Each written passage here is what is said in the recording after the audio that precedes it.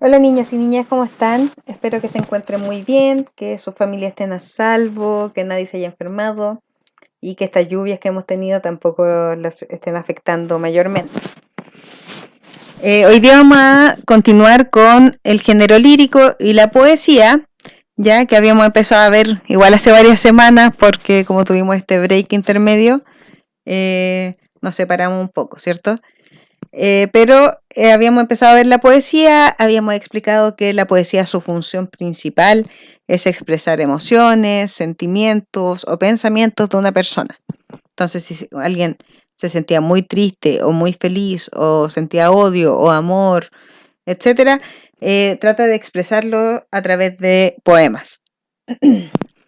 La poesía, como también les explicaba anteriormente en la clase más antigua, lleva como 4000 años existiendo, ¿ya? Los registros más antiguos de poesía al menos son de esa época. Entonces se pueden imaginar que es bastante importante, ya que el mundo siempre ha tratado de comunicarse a través de esta forma.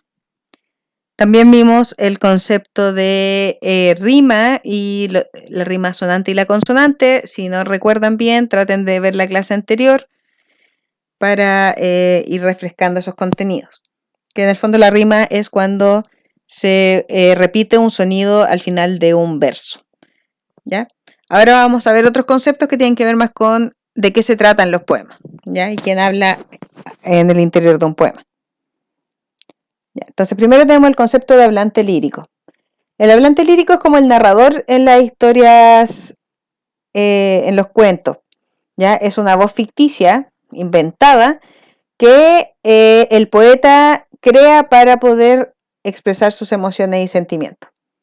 Puede ser cualquier persona, objeto o animal. ¿Ya? Entonces, por eso es una voz ficticia, porque si yo quisiera, por ejemplo, hacer un poema, disculpen, para expresar lo triste que es el abandono de los perritos en la calle, yo puedo escribirlo desde el punto de vista de un perro. Entonces puedo contar en el poema lo triste que me siento, lo solo que estoy, etcétera. ¿Ya? Entonces yo sería la poeta, Daniela Aguilera, pero el hablante lírico sería un perro, en ese caso. ¿Ya? Es una voz que yo inventé para poder expresar lo que yo siento. Entonces el hablante lírico y el poeta nunca son lo mismo, ¿ya? Siempre hay que reconocer que el poeta es la persona real que existe. Por ejemplo, si yo escribiera poesía, sería Daniela Aguilera, la poeta, y el hablante lírico es la voz ficticia, la que está dentro del poema. Entonces, si yo escribo un poema de amor, por ejemplo, y les preguntan quién es la poeta que escribió este poema, ustedes dicen Daniela Aguilera. Pero si les preguntan quién es el hablante lírico del poema, tienen que decir una mujer enamorada. Si es que se nota que es mujer, porque a veces uno puede hablar y no dar a entender que la persona que está escribiendo es mujer u hombre. Entonces una persona enamorada podría ser. ¿Ya? Nunca si les preguntan por el hablante lírico tienen que decir el nombre de la o el poeta. Daniela Aguilera en este caso. Ya también podría yo, por ejemplo, creo que les he dado este ejemplo, pero escribir desde el punto de vista de un árbol para hablar sobre cuando vienen a deforestar, ¿cierto? A cortar todos los pinos para hacer madera. Entonces yo me puedo poner desde el punto de vista de un árbol y contar como la tristeza que siento al ver cómo van votando a mis amigos y familia. ¿Ya? Entonces de esa manera puedo expresar aún más la tristeza que si lo hiciera desde el punto de vista de una persona. Por eso es una voz ficticia, falsa, entre comillas, inventada, ¿ya? El hablante lírico. Vamos a verlo con ejemplos después. Después está el concepto de objeto lírico. ¿Qué es el objeto lírico? Es una persona, cosa o situación que inspira el poema, ¿ya? Entonces, para reconocer cuál es el objeto lírico de un poema, hay que preguntar de quién o de qué se está hablando en este poema. Entonces, por ejemplo, si escribo un poema sobre el mar, sobre lo bello que es el mar y la calma que me produce, qué sé yo, el objeto lírico en ese caso sería el mar. Si escribo sobre el cielo, el cielo. Si escribo un poema de amor, la persona que yo amo va a ser mi objeto lírico. ¿Ya? Entonces, ¿qué cosa es la que inspira a este poema? ¿Qué cosa o persona? o ser. Luego viene el concepto de temple de ánimo, ¿ya? Suena medio raro estos conceptos, pero en verdad son bastante simples, ¿ya? Temple de ánimo es como el estado de ánimo o emoción o sentimiento que se transmite en el poema, ¿ya? Por eso se llama temple de ánimo. Es porque nos está haciendo referencia al estado de ánimo que se siente al leer un poema. Ya si yo hago bien un poema, debería expresar esa emoción que estoy sintiendo. Si la emoción que siento es amor, ese sería el temple de ánimo. Si la emoción que estoy sintiendo y transmitiendo es tristeza, ese sería el temple de ánimo. Si tengo melancolía, emociones, como todas las emociones de intensamente, esos son como los temples de ánimo, ¿ya? Son emociones que se sienten a través de la poesía. Ya, aquí les voy a poner un ejemplo de un poema de Gabriela Mistral que se llama Miedo, ¿ya? Y dice así: yo no quiero que a mi niña golondrina me la vuelvan, y se hunde volando en el cielo y no baja hasta mi estera. En el alero hace el nido y mis manos no la peinan. Yo no quiero que a mi niña golondrina me la vuelvan. Yo no quiero que a mi niña la vayan a hacer princesa, con zapatitos de oro como juega en las praderas, y cuando llegue la noche a mi lado no se acuesta. Yo no quiero que a mi niña la vayan a hacer princesa. Ya voy a leer hasta ahí. Entonces, si ustedes se fijan en este poema, está hablando de que no quiere que su hija sea lejana, que se la lleven, que no juegue, sino que ella quiere protegerla y que esté cerca y poder cuidarla, ¿ya? Entonces, si la analizamos con los conceptos que vimos recién, el hablante lírico aquí es una madre. Entonces, si le pregunto por el hablante lírico, acá no me tienen que decir Gabriela Mistral, ella es la poeta. Pero el hablante lírico claramente es una madre porque está hablando de su hija, ¿cierto?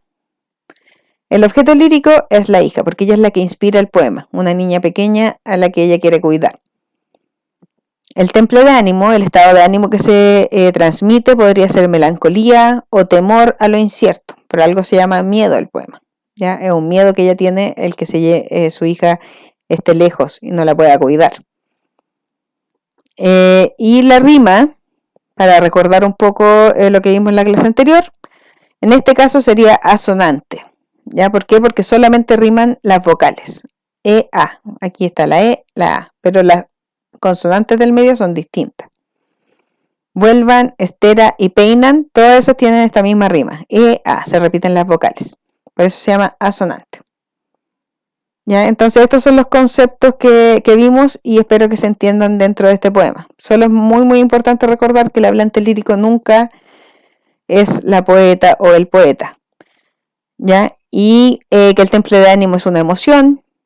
El objeto lírico es quien inspira el poema, de quién estamos hablando, ¿cierto? Si pregunto acá de qué se trata este poema, sobre una hija, una niña. Y las rimas, que si fuera consonante podría ser como vuelvan y no se me ocurre ahora, estera y carretera, ¿ya? Eso terminaría las dos en era y eso sería consonante. Ahora vamos a ver unas cuantas figuras literarias que son como formas de escribir en los poemas, ¿ya? Que se usan comúnmente. Del lenguaje figurado, que también habíamos visto que es un lenguaje que hay que interpretar. ¿Ya? Primero tenemos la personificación. ¿Qué es la personificación? Es cuando uno le entrega una característica de ser humano a objetos o animales que no las tienen, ¿ya? Entonces, cosas que solamente hacen los humanos se las ponemos a otras cosas o seres, como las hojas bailaban con el viento. ¿Ya qué quiere decir esto? Que las hojas se estaban moviendo con el viento. Pero yo pongo bailaban porque suena más lindo, es como una imagen que estoy tratando de transmitir. ¿Ya? Pero bailar solamente bailamos los humanos, generalmente. Y las estrellas me miraban esa noche. ¿Qué quiere decir? Que quizás las estrellas estaban muy brillantes, que yo estaba en un lugar lleno de estrellas. Y digo me miraban porque también suena más lindo. Es como que estaba acompañada de las estrellas. Pero realmente las estrellas no miran, ¿cierto? Viven en su mundo. Entonces, bailar y mirar son las características que le estoy dando a objetos que no las tienen. Otra figura literaria es la comparación. Ya aquí se comparan dos cosas para resaltar una característica. Entonces establezco una semejanza, algo en lo que se parecen dos objetos o ideas. ¿Ya? Y generalmente se usa el conector como para unir estas ideas. Aquí les muestro ejemplos. Mis manos temblaron como las hojas de los árboles. ¿Ya? Entonces, ¿qué estoy diciendo? ¿Qué cosas estoy haciendo que son similares? Mis manos y las hojas de los árboles. ¿Y qué tienen en común? ¿En qué se parece? Que ambas tiemblan. ¿Ya? Mis lágrimas caían como la lluvia de invierno. ¿Qué objetos estoy comparando? Mis lágrimas y la lluvia de invierno. ¿Y en qué se parecen ambos? Que caen. Ambas caían. Estaba pálida y fría como la nieve. ¿A quién estoy comparando? A una persona, ¿cierto? Ella estaba pálida y fría como la nieve. Entonces comparo a ella con la nieve y en qué se parecen, que ambos son pálidas, blancas, ¿cierto? Y frías en este momento. Entonces la comparación se trata de comparar, valga la redundancia, dos cosas. Hacer una semejanza. ¿Ya? Una noche negra como el carbón. Comparo el carbón con la noche y en qué son similares, en que ambos son negros. ¿Ya? Y la hipérbole. La hipérbole es una exageración. Es exagerar algo para tratar de expresar una emoción al respecto.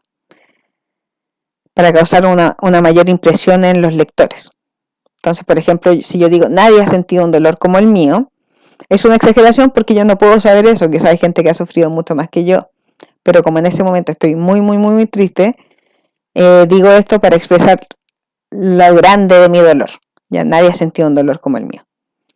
También te quiero con la fuerza de los mares. Hay una canción que dice te amo con la fuerza de los mares, de hecho. ¿Ya? Es como te amo demasiado, pero igual es una exageración decir con la fuerza de los mares. Es como tratar de llevarlo a un nivel muy, muy, muy alto. ¿Ya? ¿Por qué? Porque se expresa más que si yo solo digo te quiero mucho. ¿Ya? O si digo estoy triste, estoy muy triste, no tiene la misma potencia o el mismo nivel que nadie ha sentido un dolor como el mío.